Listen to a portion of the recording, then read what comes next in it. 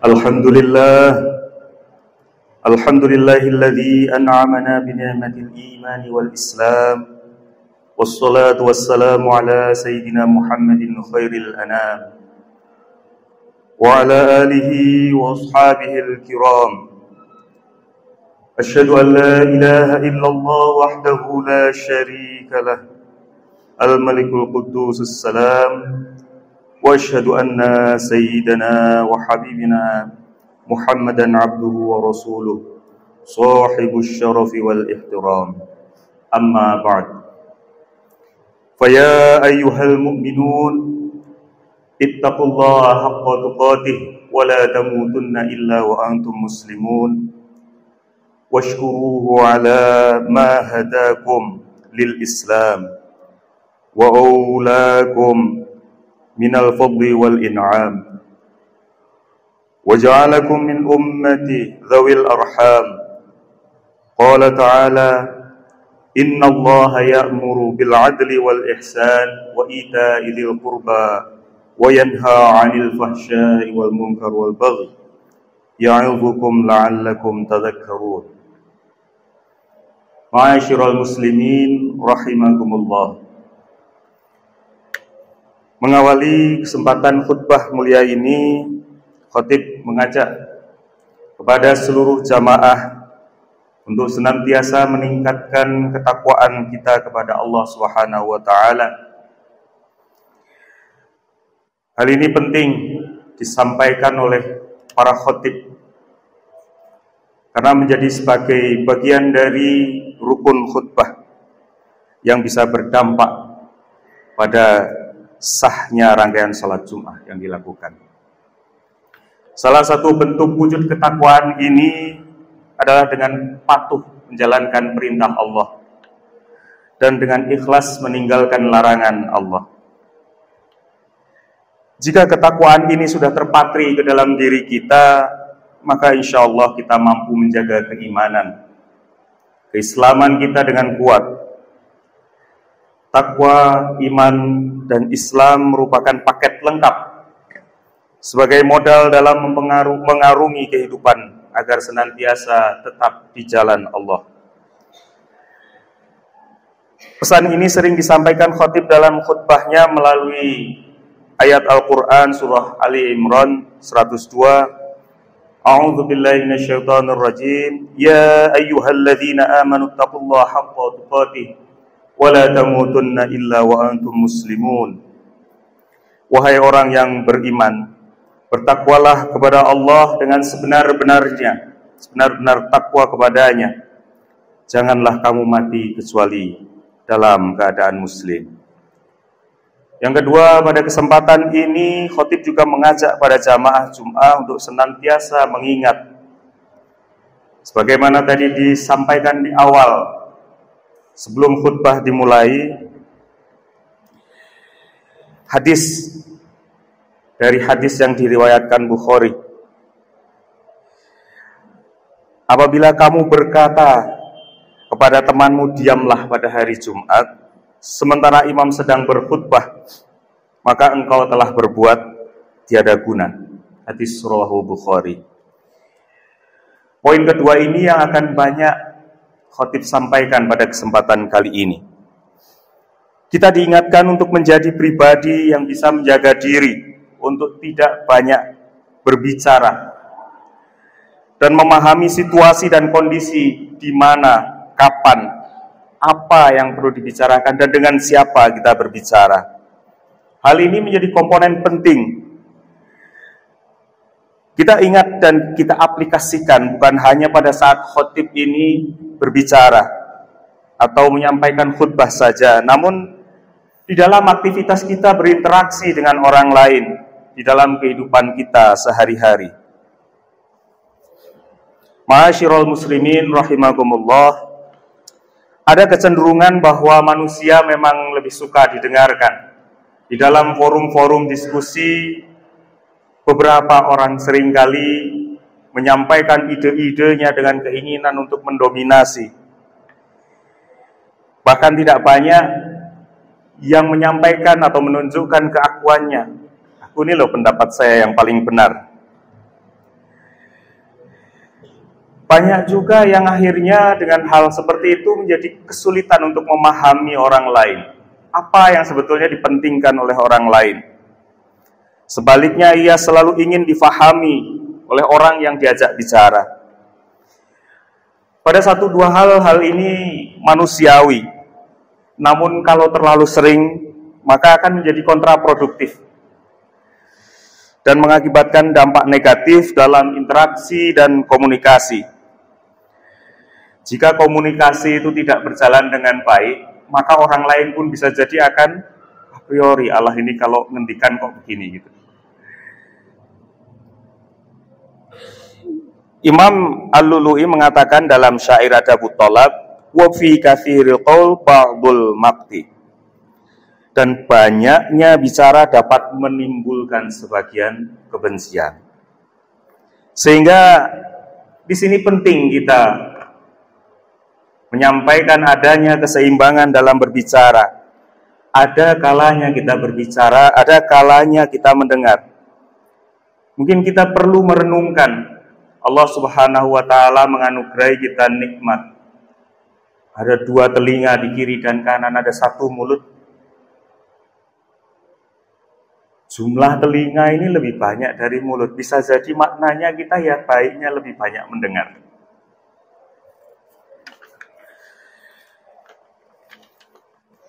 Saat berbicara pun kita mestinya memperhatikan dengan siapa kita berbicara.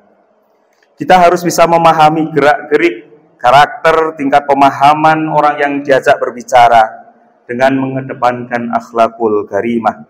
Tidak sombong, tidak membanggakan diri. Kita diingatkan untuk selalu berintrospeksi dengan kekurangan diri kita. Menanggalkan sikap senang mengoreksi orang lain, mengoreksi kekurangan orang lain, terlebih kalau tidak terlalu perlu. Diriwayatkan dalam hadis Nabi, ahabbul a'mal ilallah hifdzul lisan. Amal yang paling disukai Allah adalah menjaga lisan. Di satu redaksi lain itu juga ada falyakul khairan aw liyasmut. Tapi diam saja. Kalau tidak bisa bilang baik, maka diam saja. Tetapi diam saja ini tidak selalu tepat. Gitu. Yang dikatakan sebagai auliyasmut tadi adalah diam kita di dalam hal kebatilan. Kalau kita dalam barang yang hak kok diam, itu berarti menjadi setan. Itu artinya kita perlu menganjurkan bahwa di dalam kebenaran kita tidak boleh diam. Apakah karena kita misalnya tidak bisa mengaji, tidak mengajari anak kita mengaji? Apakah karena tidak sering sholat, misalnya tidak mengajari anak kita sholat? Memang kita ada kepentingan bahwa kita kalau bisa mengajari ya harus melakukan terlebih dahulu.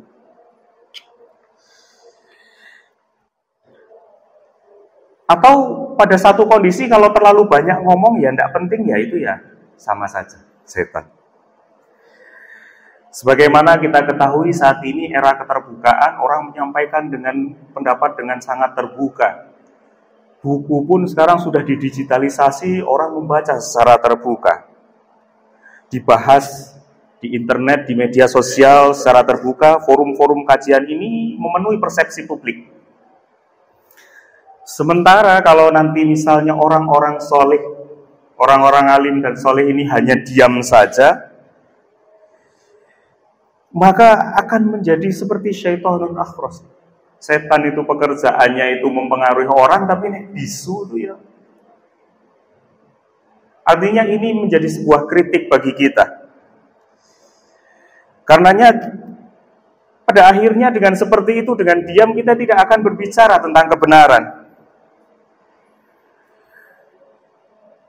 Saat Nabi diangkat menjadi Rasul, yang pertama dimaklumatkan adalah dengan berbicara. Menyatakan bahwa beliau adalah Rasul, bahwa beliau adalah orang yang mendapatkan amanah untuk menyampaikan kebenaran. Dan itu dideklarasikan, berani mendeklarasikan itu. Contoh yang simple, satu dua kondisi kalau kita melihat ada orang yang fasik berbicara, berpendapat entah di medsos dari mana. Enaknya hidup itu kalau orang ya sudah ngerasa kayak orang cantik. Nanti kalau ada orang yang lebih fasik lagi menyampaikan, ngerasa kayak siji ya gak enak, ngerasakan itu ya lebih bolak-balik. Bayangkan kalau persepsi seperti itu diterima orang yang tidak memiliki ilmu, yang tidak memiliki pengetahuan dasar, dan itu dianggap menjadi sebuah kebiasaan, maka itu menjadi persepsi publik yang diterima orang. Menjadi target anak-anak kita yang muda. Wah, mencari kehidupan, hidup hanya sekali itu. Maka tidak bisa seperti itu.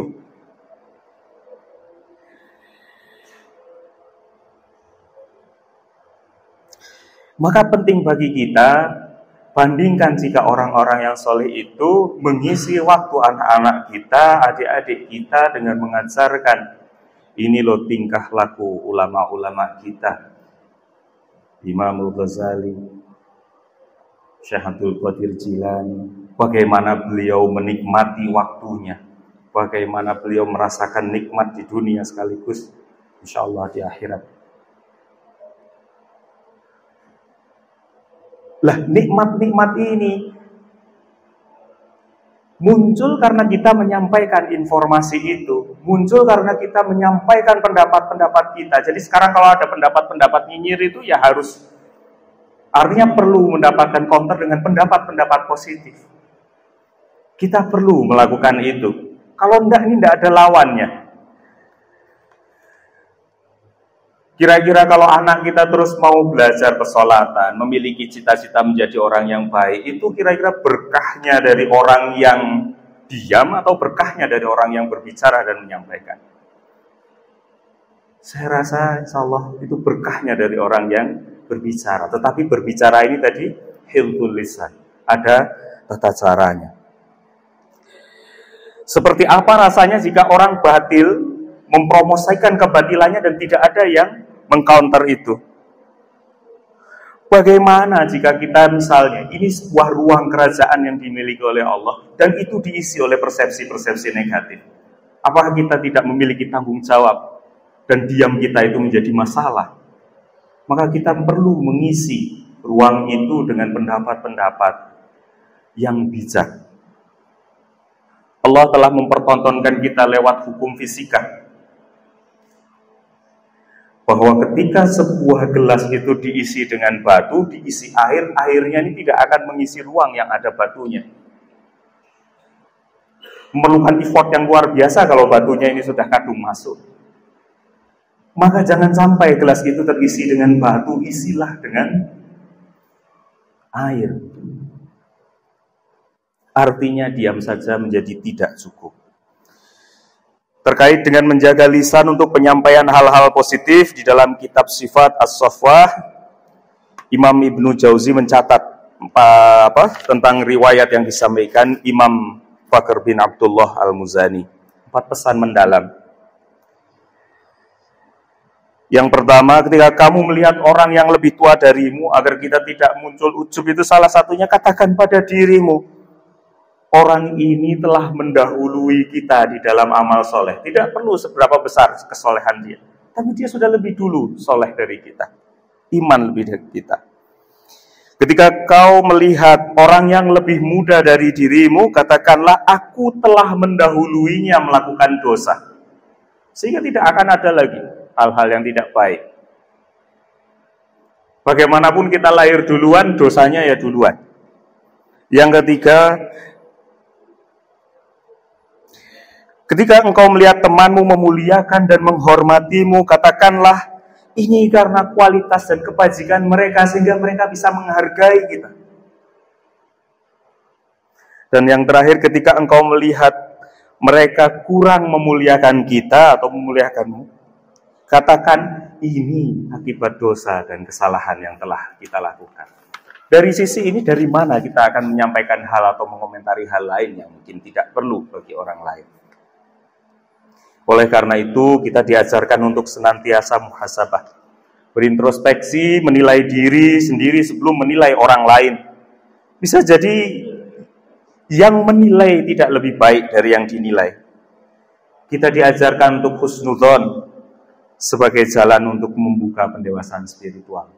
Terlebih, mungkin kita setiap hari sudah bermuhasabah, tetapi sebentar lagi akan ada Muharram datang. Nah, ini dalam hadisnya Rasulullah bersabda, "Aktsaru khotoya ibni Adam fi lisani." Mayoritas kesalahan anak Adam itu adalah ada pada lidahnya. Ma'asyiral muslimin rahimakumullah.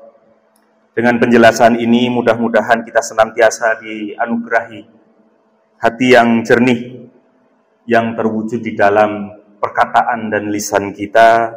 Semoga Allah senantiasa menjaga lisan kita untuk tidak banyak berbicara hal-hal yang tidak penting.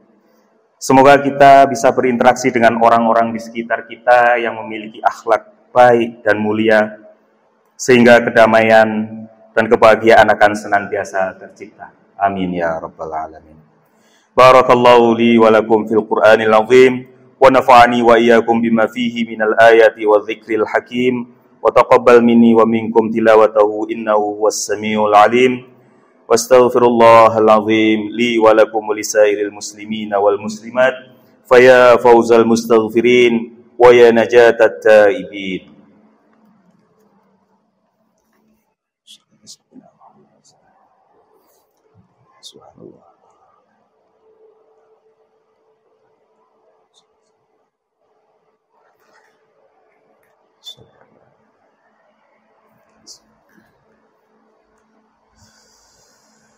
Alhamdulillah, walhamdulillah, thumma alhamdulillah. Asyhadu an la ilaha illallah wahdahu la syarikalah, wa asyhadu anna sayyidina Muhammadan abduhu wa rasuluh, alladzi la nabiyya ba'dah. Allahumma salli wa sallim ala nabiyyina Muhammad wa ala alihi wa ashabihi wa man tabi'ahum bi ihsanin ila yaumil qiyamah. Amma ba'du. Fa ya ayuhan nas usikum wa nafsi bitaqwallah faqad fazal muttaqun.